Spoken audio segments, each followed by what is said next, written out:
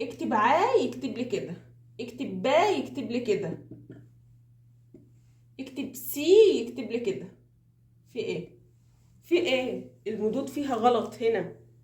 ازاي نشرح المدود لابننا بطريقة بسيطة وسهلة؟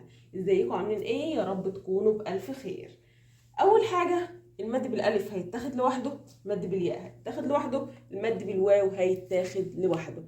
شرط اساسي عشان الطفل يدخل في مرحلة المدود اللي هو ان هو يكون عارف الفرق ما بين الفتحة والضمة والكسرة، بيفرق ما بينهم كويس جدا، مش بيتلخبط. الفتحة لو جات له في أي مكان في الكلمة بيقرأها صح، الضمة جات له في أي مكان بيقرأها صح، الكسرة جات له في أي مكان بيقرأها صح. ابنك لو وصل للمرحلة دي مش هيغيب في المدود. هناخد مد بالالف ونشرح له الطفل ويطبق عليه ويتقنه كويس جدا، وياخد بعد كده ندخل على المد بالياء نشرحه للطفل ويطبق عليه ويتقنه كويس جدا. بعدين مد بالواو نشرحه ونطبق عليه ويتقنه كويس جدا. يبقى كده مراحل المدود الطفل اتقنها بسلاسه وبيسر وبسهوله. ما نديهمش للطفل مره واحده، يعني انا قصدي ان ما نديش مد بالالف الحركات الطويله، مد بالالف مد بالواو مد بالياء مع بعض. انا ما بحبش الطريقه دي لان هي بتضغط على الطفل، حتى لو بتجيب نتائج كويسه هي بتضغط على الطفل وبتحطه تحت لود كبير قوي. تعالوا النهارده نشرح المد بالالف. دي اسمها ايه؟ ع. اسمها إيه بسرعه؟ ع. قصيره ولا طويله؟ قصيره ولا طويله؟ قصيره طبعا عشان احنا بنقول ع ما طولناش. طب انا لو عاوزه اقول ع وطولي صوتك بقى هعمل ايه؟ هجيب الف عشان يطولها. طب كده اسمها ايه؟ ع. بسرعه اسمها ايه؟ ع. طيب دي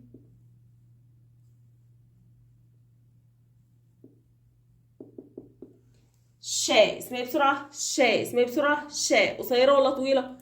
قصيره يا مس، قصيره. طب انا لو عاوزه اطولها واقول شاء هجيب بعدها ايه؟ هيقول لك الف. تمام، احنا بنتعامل مع اطفال يعني ماشيين صح، فطبيعي هيقول لك الف. ما انت قلت له في اول مثال الف هيقول لك في تاني مثال الف بقى. تمام، نشرح فيه كمان مثال. اسمها دي حاء. اسمها ايه بسرعه؟ حاء. قصيره ولا طويله؟ قصيره. عاوزه اطولها اجيب بعدها مد بالالف. اسمها ايه؟ حاء. المد بالالف شرط علشان يدخل الكلمه ويطول الحرف ان لازم يكون في فتحه، ما بيحبش غير الفتحه. لو في ضمه يقول لك لا مش عايز، لازم تجيب لي فتحه. لو في كسره يقول لك لا مش عايز، لازم تجيب لي فتحه. انا مش هاجي اطول الحرف غير لما يبقى عليه فتحه، ده شرط اساسي. تمام، احنا شرحنا قاعده للطفل، نبتدي بقى نطبق ايا كان الكتاب اللي احنا بنطبق منه. يطبق كتير ويقرأ كتير، وإملاء. قراءة وإملاء الاتنين مع بعض، مفيش قراءة من غير إملاء. تمام، أتقن المد بالألف كويس وبيقرأ وبيتملى مد بالألف كويس، خلاص ندخل بقى على مد بالياء. دي اسمها ايه؟ حي. اسمها ايه بسرعة؟ حي. قصيرة ولا طويلة؟ هيقول لك قصيرة. طب انا لو عاوزة اطولها اجيب بعدها ايه؟ ألف؟ لا، مفيش فتحة، الألف مش هيرضى يجي. طيب الكسرة، الكسرة مين هيجي؟ مين هيجي؟ مين هيجي؟ الياء هتيجي تطولها، بقى اسمها ايه؟ حي. ونزل لتحت. اسمها ايه بسرعة؟ حي. اسمها ايه؟ حي. يبقى الكسرة، مين اللي بيطول الكسرة؟ الياء. طب لو في ضمة الياء تيجي؟ لا. لو في فتحة الياء تيجي؟ لا، الياء بتحب الكسرة، مش هتيجي تطول الحرف غير لما يكون في كسرة. في فتحة؟ لا خالص مش هينفع. في ضمة؟ لا مش هينفع. تمام، ونبتدي كمان مثال برضو في اسمها بسرعة. في لو عاوزة اطولها هعمل ايه؟ هجيب بعدها ياء. ينفع اجيب بعدها الف؟ لا يا مس عشان في كسرة والالف بيحب الفتحة. طب مين اللي بتحب الكسرة؟ الياء. في اسمها بسرعة. في. ويبتدي الطفل برضو يطبق على القاعدة كويس جدا، قراءة وإملاء، مش قراءة بس ولا إملاء بس، الاتنين مع بعض هيكملوا بعض. تمام، فأنا الطفل قدامي متقن المد بالألف قراءة وإملاء، ومتقن المد بالياء قراءة وإملاء. ندخل بقى على مد بالواو. نفس الفكرة برضو. دي اسمها إيه؟ سو. قصيرة ولا طويلة؟ قصيرة. طب أنا لو عاوزة أطولها أجيب بعدها إيه؟ تعالى يا ألف. لا لا لا لا، أنا ما بحبش الضمة. نو نو نو. طيب تعالي يا ياء. لا لا لا لا لا ضمة. لا لا لا، ما بحبهاش ما بحبهاش، مش هاجي أطول السين لا. طيب هنعمل إيه؟ مين اللي هيجي يطول الضمة؟ مد بالواو. اسمه ايه؟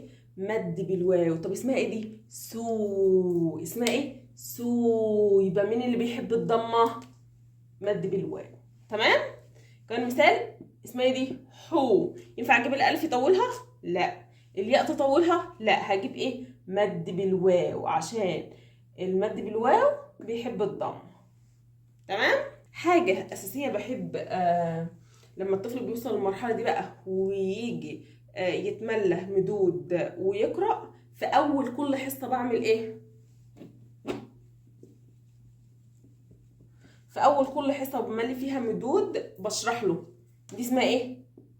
سا. قصيره ولا طويله؟ قصيره. لو انا عاوزه اطولها اجيب بعدها ايه؟ مد بالالف. سا. طب دي اسمها ايه؟ في. قصيره ولا طويله؟ قصيره. لو انا عاوزه اطولها اجيب بعدها ايه؟ مد بالياء. برافو. طيب دي اسمها ايه؟ فو. قصيره ولا طويله؟ قصيره. لو انا عاوزه اطولها اجيب بعدها ايه؟ مد بالواو. وابتدي اقول له فتحه مد بالالف، كسره مد بالياء، ضمه مد بالواو. افكره اول كل حصه. تمام. اوقات اطفال بتنسى، اوقات اطفال امهاتهم ما بيقرأهمش في الواجب او في الاملاء، فلازم نفكر الطفل عشان ما يتلخبطش. مع التكرار اول كل حصه نشرح القاعده، حتى لو الطفل واقع في القاعده او ما اتقنهاش بنسبه 100%، بيبتدي مع المراجعه كده بالطريقه دي يبتدي يتقن القاعده اكتر. وفي الاملاء برضو لما يجي يتملى اقول له يا بطل لو انا فتحت بقي وطولت يبقى مد بالالف، لو كسرت وطولت يبقى مد بالياء، لو ضميت بقي وطولت يبقى مد بالواو، وهكذا. انا شرحت باختصار يعني ما استفدتش قوي. لو عندكم اي مشكله في الثلاث مراحل دول، مد بالالف مد بالواو مد بالياء، او اي مشكله في التاسيس عموما، قولوا لي يا جماعه. انا ما بعرفش انزل فيديوهات عن ايه بالظبط، يعني ما بيجيليش افكار قوي. انتوا لما بتكتبوا لي في الكومنتات الافكار بتجيلي وببقى عايزه انزل لكم عشان تستفيدوا اكتر. فاكتبوا لي اي حاجه انتوا شايفينها صعبه او عندكم مشكله فيها، اكتبوا لي وانا هرد عليكم.